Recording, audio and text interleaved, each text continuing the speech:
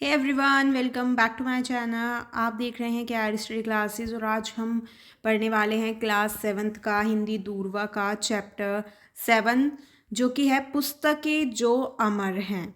इसके जो लेखक हैं वो है मनोज दास जी। और चलिए शुरू करते हैं। यहाँ पर पाठ में जो कहानीकार हैं यानी कि जो लेखक हैं मनोज दास जी, वो पुस्तकों के बारे में बताते हैं। उनका कहना है कि लगभग 2000 साल पहले जी हांगती नाम का एक चीनी सम्राट था। सी हांगती नाम का एक चीनी सम्राट था जिसे पुस्तकें पढ़ना पसंद नहीं था। यही कारण है कि उसने अपने सैनिकों से राज्य भर की जो पुस्तकें हैं वो उनको जलाने का वो आदेश दे देता है कि जितनी भी पुस्तकें हैं राज्य में वो सब जला दी जाएं। इसके बाद राजा के जो सैनिक होते हैं वो उनकी आज्ञा का पालन करते हैं और ढेर सारी पुस्तकों को होलिका दहन उन्होंने कर दिया, यानी कि बहुत सारी पुस्तकें वो जला देते हैं। यदि किसी ने पुस्तकें देने से इनकार किया तो राजा की आज्ञा के अनुसार उसे दीवारों में चुनवा दिया जाता था।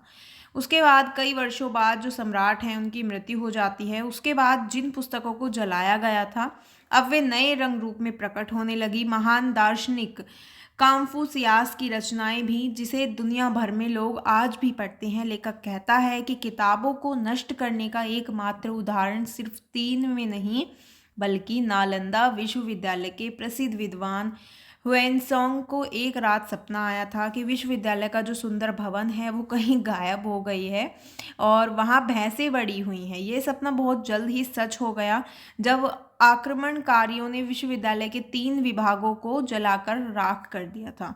प्राचीन जो आक्रमणकारी हैं उन्होंने विश्वविद्यालय के जो 3 विभाग हैं उनको जला दिया था, ठीक है, उनको जलाकर राख कर दिया।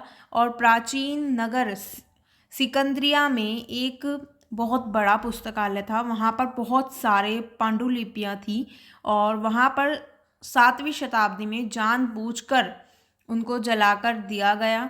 इसका कारण आक्रमणकारियों ने यह बताया कि उनके धर्म पुस्तक के आगे कुछ पढ़ने की आवश्यकता नहीं है। धर्म पुस्तक में वे बातें सबसे पहले से ही लिखी हुई हैं। लेखक का कहना है कि कई बार विद्या और ज्ञान के शत्रुओं ने पुस्तकों को नष्ट किया। जिन पुस्तकों को नष्ट कर दिया वे पुनः नए तथ्यों में जो है आई हैं, नए तथ्यों में प्रकट होती रही हैं। मनुष्य की जो चतुराई, अनुभव, ज्ञान, भावना, कल्पना और दूरदर्शिता है उससे मिलकर उस सब को मिलाकर एक जो पुस्तक है वो बनाई जाती हैं, जो पुस्तकें हैं वो बनती हैं।